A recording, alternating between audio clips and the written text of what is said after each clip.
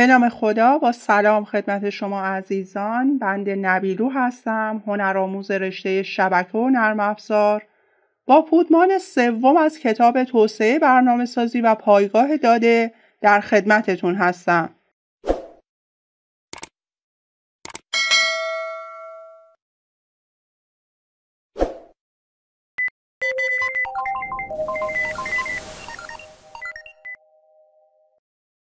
در ادامه مباحث پودمان سوم در این جلسه قصد داریم با تعدادی از کنترل‌ها و ویژگی‌های مربوط به اونها آشنا بشیم. کارگاه 2 کتاب در رابطه با استفاده از کنترل برچسب در واسط کاربری هستش. در این کارگاه از ما خواسته شده که چنین فرمی رو طراحی کنیم. برای طراحی این فرم وارد محیط ویژوال استودیو میشیم. ابتدا یک پروژه جدید ایجاد میکنیم. خب در ابتدا ویژگی‌های مربوط به خود فرم رو تنظیم میکنیم و بعد سایر کنترل ها رو به فرم اضافه میکنیم.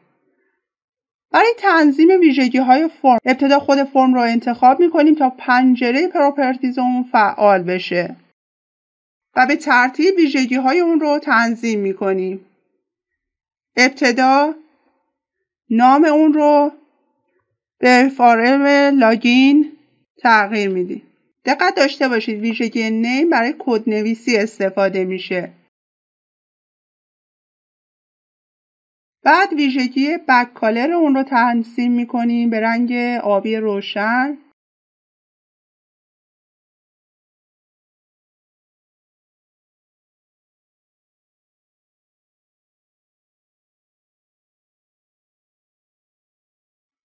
در ادامه ویژگی فونت مربوط به فرم رو تنظیم میکنیم که من فونت تاهما رو با سایز 14 انتخاب میکنم. ویژگی بعدی که تنظیم میکنیم مربوط به فرم بوردر استایل هستش که اون رو روی گزینه ناون تنظیم میکنیم تا حاشیه دور فرم حذف بشه. و دو گزینه رایت تو لفت و رایت تو لفت لیاوت رو هم تغییر میدیم چون میخوایم ابزارها و متنمون به صورت راستچین تنظیم بشه. و سایز فرم رو هم به صورت دستی تغییر میدم به این صورت. در ادامه نوار مشکی رنگی که بالای فرم قرار گرفته بود رو میخوام اضافه کنم. از جعبه ابزار دسته کامند کنترل لیبل رو به صفحه اضافه میکنم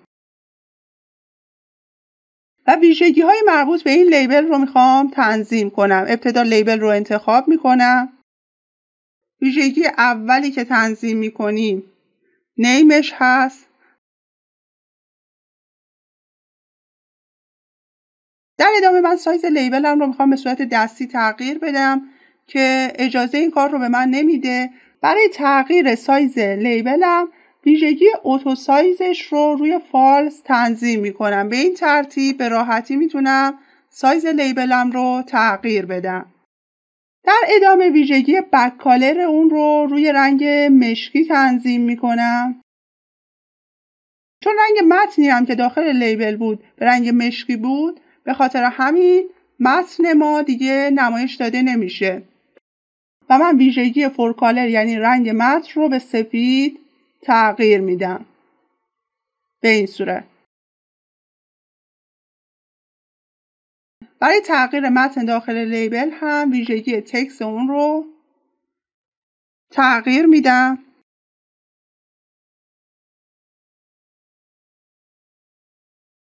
و برای اینکه متن به صورت وسطچین در بیاد از قسمت تکست الاین اون رو به این حالت تغییر میدم.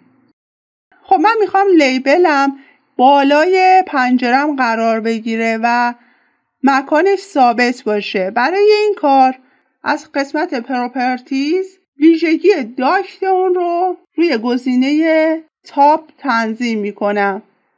همونطور که مشاهده میکنید لیبل من به صورت قفل شده در بالای فرم من قرار گرفت و جهت‌های دیگه ای رو هم ما میتونیم انتخاب کنیم. مثلا اگر باتم رو انتخاب کنم، لیبل من در قسمت پایین فرم قرار میگیره. مجددا حالت تاپ رو انتخاب میکنم. به طور کلی کنترل لیبل یا برچسب برای این استفاده میشه که ما میخوایم متنی رو روی فرم قرار بدیم. در ادامه 2 تا کنترل لیبل دیگه هم به فرمم اضافه میکنم.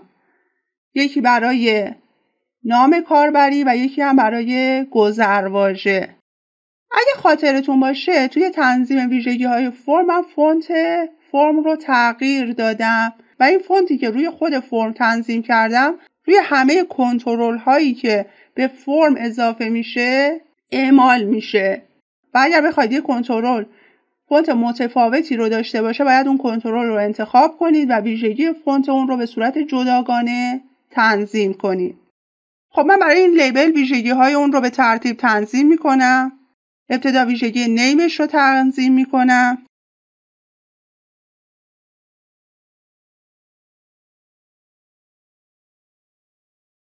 من فونت این لیبل رو دیگه تغییر نمیدم و همون فونت تاهما رو میذارم باقی بمونه و ویژگی تکست اون رو به نام کاربری تغییر میدم به این صورت. الان همونطور که مشاهده میکنید من برای فرمم 2 ویژگی right to left و right to left layout رو تنظیم کرده بودم. حالا میخوام ببینم اگر این 2 ویژگی رو اشتباها فراموش میکردم و تنظیم نمیکردم چه اتفاقی میافتاد. خود فرم رو انتخاب کردم و این 2 ویژگی رو به حالت اول برمیگردونم. همونطور که مشاهده میکنید لیبل من به سمت چپ منتقل شد و 2 نقطه‌ای که جلوی نام کاربری بود به سمت راست اون منتقل شد. یعنی حالت نوشتاری به صورت حالت انگلیسی تغییر کرد. من مجددا این ویژگی فرم رو تغییر میدم به این صورت. خب من یک لیبل دیگه برای گذرواژه احتیاج دارم. به جای اینکه این لیبل رو از جعبه ابزار اضافه کنم همین لیبل رو کپی میکنم. کپی کردن یک کنترل به این صورت هستش که کلید کنترل رو از صفحه کلید نگه میدارم و با موس درگ میکنم. در اینجا لازمه که ویژگی نیم و تکست مربوط به لیبل دوم رو تغییر بدم.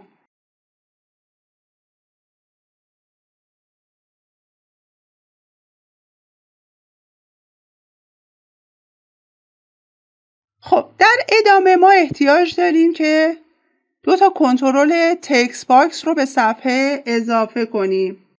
یک کپی از همین کنترل میگیرم و جلوی عبارت گذرواژه قرار میدم. به طور کلی کنترل تکست باکس برای دریافت متن در زمان اجرا از کاربر استفاده میشه. ویژگی های مربوط به این 2 تا کنترل رو تغییر میدیم. ویژگی اولی که تنظیم میکنیم نیم هستش و برای تکست باکس پسورد هم این گزینه رو تنظیم میکنیم.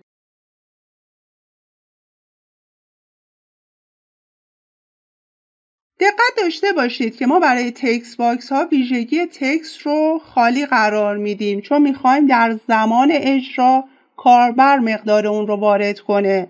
الان اگر از این فرم اجرا بگیرم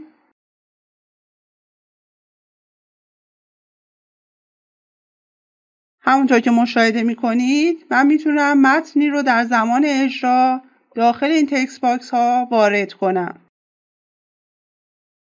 خب در ادامه با برخی از ویژگی های مربوط به تکست باکس میخوایم آشنا بشیم.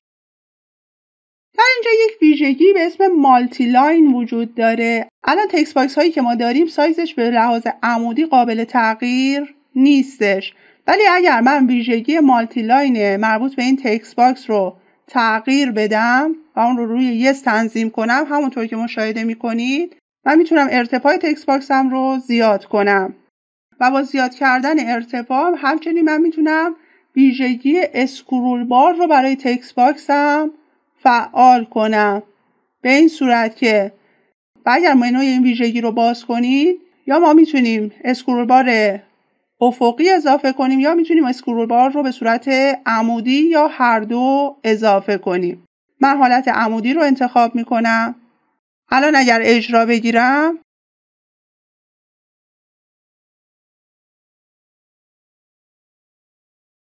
همونطور که مشاهده میکنید چون تعداد خطا زیاد شد اسکرول بار من فعال شده. خب من ویژگی مالتی لاین رو غیر فعال میکنم و اسکرول بار رو روی نام تنظیم میکنم. ویژگی بعدی که برای تکست باکس ها وجود داره ویژگی مکس لنگث هستش که حداکثر تعداد نویسه هایی که ما میتونیم در زمان اجرا داخل تکست باکسمون وارد کنیم رو مشخص میکنه. به عنوان مثال اگر من تعداد نویسه ها رو تغییر بدم و اون رو برابر با 5 قرار بدم، من الان این ویژگی رو برای تکست باکس گذرواژه تنظیم کردم. اگر اجرا بگیرم برنامه در زمان اجرا به من اجازه این که تعداد بیشتری نویسه وارد کنم رو نمیده. ویژگی دیگه‌ای که وجود داره ویژگی پسورد چر هستش که این رو معمولا برای گذرواژه ها تنظیم میکنن. معمولا داخل فرم ها ما نمیخوایم گذرواژه‌ای که کاربر وارد میکنه نمایش داده بشه و معمولا به جای اون ستاره رو نمایش میدن. اگر من در ویژگی پسورد چر علامت ستاره رو قرار بدم و از فرمم اجرا بگیرم، در قسمت پسورد کاراکترهایی رو که وارد میکنم به حالت ستاره نمایش داده میشه. ما به جای ستاره میتونیم از علامت‌های دیگه‌ای هم استفاده کنیم. خب کنترل دیگه‌ای که برای فرممون احتیاج داریم کنترل باتن هستش که من اون رو به صفحه اضافه میکنم و به ترتیب ویژگی‌های مربوط به این کنترل رو تنظیم میکنم. ویژگی اولش مربوط به نام کنترل هستش. ویژگی تکستش رو هم تنظیم میکنم. خب ویژگی‌های مهم دیگه‌ای که برای این کنترل وجود داره یکی گزینه فلت استایل هستش که با انتخاب گزینه فلت دکمه ما به حالت تخت در میاد. الان اگر من فلت رو انتخاب کنم همونطور که مشاهده میکنید رنگ دکمه من هم حذف شده و از قسمت بک کالر من میتونم رنگ دیگه‌ای رو انتخاب کنم. خب من این رنگ رو انتخاب میکنم. همونطور که مشاهده میکنید در اطراف دکمه من یک حاشیه مشکی رنگ وجود داره. اگر ما بخوایم این حاشیه رو حذف کنیم یا حتی حاشیه رو ضخیم‌تر قرار بدیم، ابتدا دکمه رو انتخاب میکنیم، بعد از طریق گزینه فلت اپیرنس میتونیم این کار رو انجام بدیم. علامت به علاوه کنار این ویژگی رو انتخاب میکنم تا زیر منوهاش ظاهر بشه. مقدار قسمت بوردر سایز عدد 1 هستش که ما اگر این عدد رو زیاد کنیم حاشیه دور دکمه ضخیم‌تر میشه و اگر این عدد رو 0 کنیم حاشیه دور دکمه به طور کامل حذف میشه. و حتی ما میتونیم از قسمت بوردر کالر رنگ دور این حاشیه رو هم تنظیم کنیم که به چه رنگی باشه، که من فعلا حاشیه رو در این قسمت 0 تنظیم میکنم. ویژگی بعدی که وجود داره ویژگی اینیبل هستش که در فرم هم به این ویژگی اشاره کردیم. ابتدا من یک دکمه دیگه هم به فرمم اضافه میکنم که مربوط به دکمه خروج هستش. اسمش رو BTN کلوز قرار میدم و متن داخلش رو به خروج تغییر میدم. خب ویژگی بعدی که میخوایم بررسی کنیم ویژگی اینیبل هستش که داخل فرم هم به اون اشاره کردیم. من برای یکی از دکمه ها ویژگی اینیبلش رو فالس قرار میدم. الان دکمه خروج ویژگی اینیبلش فالس هستش.